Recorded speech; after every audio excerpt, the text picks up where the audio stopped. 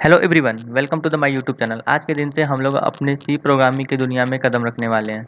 तो आज का प्रोग्राम हम लोग का वही प्रोग्राम होगा जब जो हम लोग सी प्रोग्रामिंग सीखते हुए कभी भी कहीं भी जो पहला प्रोग्राम बनाते हैं वही हमारा आज का प्रोग्राम होगा और वो प्रोग्राम है हेलो वर्ल्ड का। हम लोग अपने सी प्रोग्राम की मदद से कैसे हेलो वर्ल्ड प्रिंट करेंगे आज हम लोग ये देखेंगे। तो चलते हैं अपने टर्बो सी पे और प्रोग्राम करके देखते हैं। तो गाइज़ मैं आ गया अपने टर्बो सीपी छोटा था, मैंने एल्ट इंटर दबा के बड़ा कर लिया। अब यहाँ पे आने के बाद हमारा सबसे पहला काम क्या होता है? जो हमारा सबसे पहला काम होता है फाइल पे जाके एक न्यू न्यू फाइल बना लेना और फिर जैसे कि इसे पे क्लिक करके आप F5 कीबोर्ड का F5 बटन प्रेस करेंगे तो ये बड़ा हो जाएगा। क्लियर?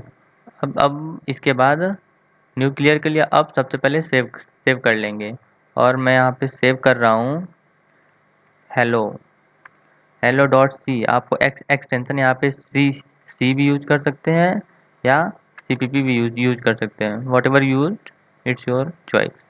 मैं यहाँ पे सी यूज कर रहा हूँ। सी ये फाइल का नाम लिखने के बाद जस्ट क्लिक ओके। तो यहाँ पे आपको दिखेगा कि फाइल का नाम सेव हो चुका है। तो चलते हैं अब और आगे अब प्रोग्राम करते हैं। तो प्रोग्रामिंग स्टार्ट करने से पहले मैं आप लोग को बड़ा स्टेप वाइज बताता हूँ कि हम लोग को यहाँ पे करना क्या होता है।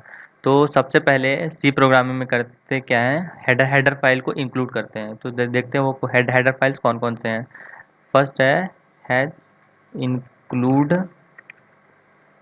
Include stdio dot टैच।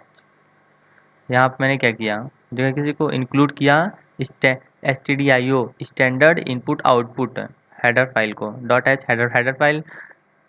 stdio dot H को इंक्लूड करने से क्या होगा, ये एक लाइब्रेरी है जिसके अंदर हमारे कुछ फंक्शंस पड़े हैं जैसे प्रिंट एफ स्कैन एफ।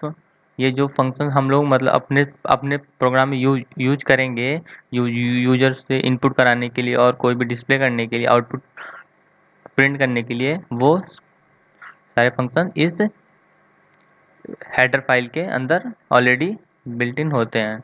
तो और हम लोग जो हमारा सेकंड होगा हेडर फाइल वो है include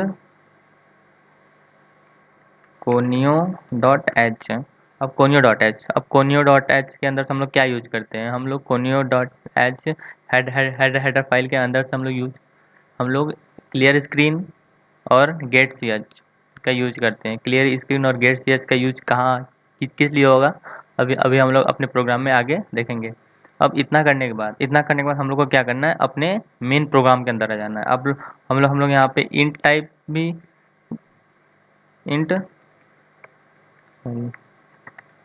int main int main भी यूज कर सकते हैं। तो इंट अगर मेन यूज करेंगे तो क्या होगा, हमें हमें अपने मेन प्रोग्राम के लास्ट में हमें एक इंटीजर वैल्यू रिटर्न करानी पड़ेगी। तो हम लोग यहाँ पे इससे दूर हटने के लिए हम लोग वॉइड का यूज करते हैं। वॉइड कोई भी रिटर्न टाइप नहीं लेता, तो हमें कोई वैल्यू रिटर्न कराने की कोई ज़रूरत नहीं है। इंट मेन करने के बाद क्या करना है, इतना कर लिया तो आगे अब सिंपली क्या करते हैं, अब हम लोग एक हेलो वर्ल्ड हम लोग को प्रिंट कराना है अपने प्रोग्राम की मदद से। तो सबसे पहले क्या लिख लेते हैं, CLR SCR। इतना करने के बाद ब्रैकेट लगा देंगे और एक सेमीकोलन। हम लोग के यहाँ पे क्या सी प्रोग्रामिंग में हर एक स्टेटमेंट के बाद लास्ट में सेमीकोलन लगाना जरूरी है। इससे ये सी इससे सी कंपाइलर को यह पता चलता है कि वो ये जो एक स्टेटमेंट है यहाँ पे एंड हो गया है। अब इतना इतना कर लिया। क्लियर स्क्रीन कहाँ से आता है हमारा, क्लियर स्क्रीन ये इससे क्या होगा कि मान लो हमने एक बार आउटपुट अपने प्रोग्राम कंपाइल किया और आउटपुट चेक किया, तो जब दोबारा रन कराएंगे तो वो जो प्रीवियस आउटपुट है उसको ये क्लियर कर देगा। क्लियर स्क्रीन का यही हम लोग यूज़ करते हैं। तो अब हम लोग क्या करते हैं, अब मैं एक अब हम लोग क्या करना है, अपना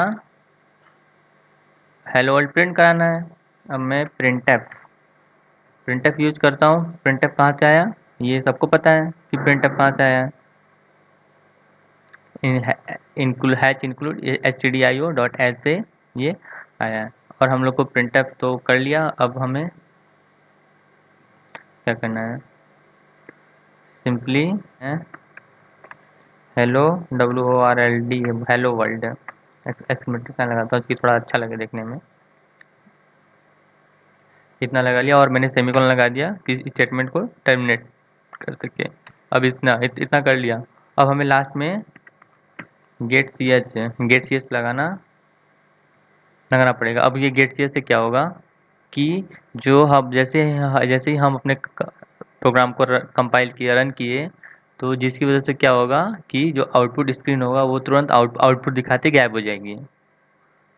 तो उसी आउटपुट स्क्रीन को होल्ड करने के लिए हम लोग गेट सी एच यूज़ करते हैं। ये गेट सी एच भी हमारे conio dot H header file से आती है, जो कि ऑलरेडी जैसे हम लोग जानते हैं कि फंक्शंस कुछ होते हैं जो प्री डिफाइंड फंक्शन होते हैं, जैसे वैसा ही कुछ समझ लीजिए कि ये get C H, print F, CLR, SCR, clear screen, ये सब भी पहले से प्री डिफाइंड होते हैं एक लाइब्रेरी में, जिसको हम लोग हेडर फाइल बोलते हैं। वो हम लोग ये इसलिए इन हेडर फाइल का को इंक्लूड करते हैं।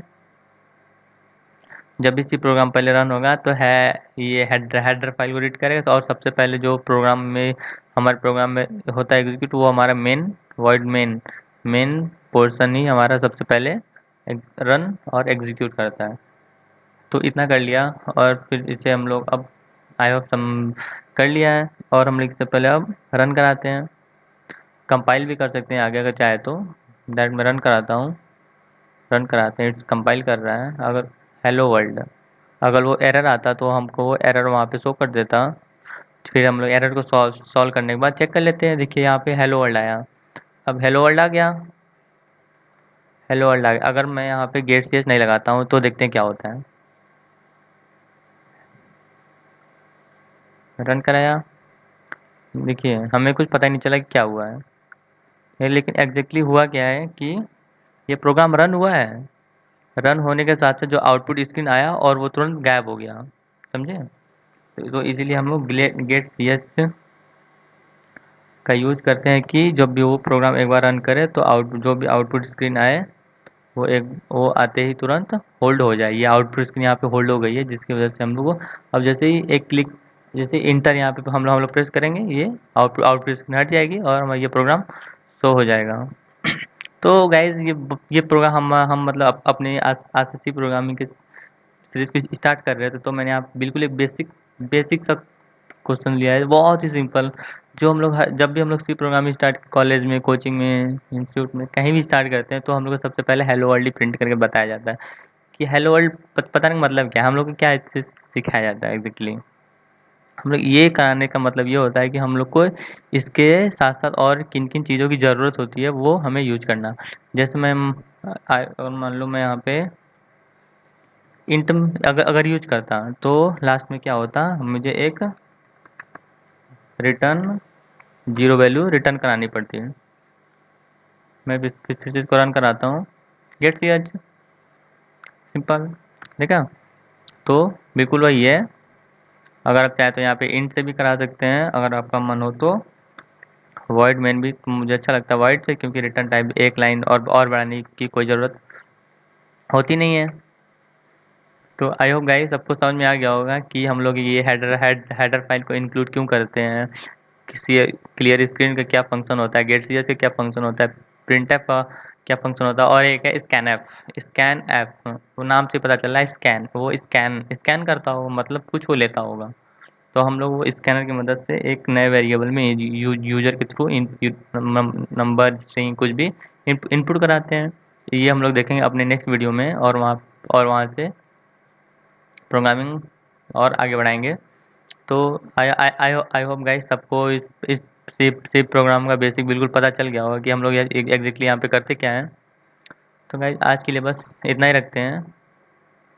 ये इस प्रोग्राम के कोड, इस प्रोग्राम का कोड आपको वीडियो के डिस्क्रिप्शन में मिल जाएगा। अगर आपको ये सीरीज़ पसंद आ रही है तो अब आप वीडियो को लाइक करें, शेयर करें और सब्सक्राइब करें, जिससे जिससे ये जिससे ये सीरीज बहुत ज़्यादा लोगों तक पहुँचे और वो रेगुलर बेसिस पे अपनी सी प्रोग्रामिंग करे और सी को स्ट्रॉन्ग कर सके, क्योंकि सी प्रोग्रामिंग जैसे जैसे मैंने इतना कुछ लिख दिया। और प्रोग्रामिंग लैंग्वेज में क्या होता है, सिर्फ ये 1 या 2 लाइन का कोड होता है, सिंपली हो जाएगा। लेकिन हमारा सी प्रोग्राम में क्या हुआ, 1 2 3 4 5 6 लाइन का कोड हो गया। ये वजह से बहुत बड़ा कोड हो जाता है, जिससे लोगों को जल्दी पढ़ने में इंटरेस्ट भी नहीं आता और उन्हें बहुत प्रॉब्लम होती है, वो जल्दी सीख नहीं पाते हैं। तो वीडियो को ज़्यादा शेयर करने से यही होगा कि लोगों तक ये सीरीज पहुंच सकी और वो रेगुलर बेसिस पे डेली सी प्रोग्रामिंग करके अपने सी को स्ट्रॉन्ग कर सकते हैं। तो आई होप गाइस सबको समझ में आ गया होगा। तो आज के लिए बस इतना ही रखते हैं और मिलते हैं कल नेक्स्ट वीडियो में। Thank you.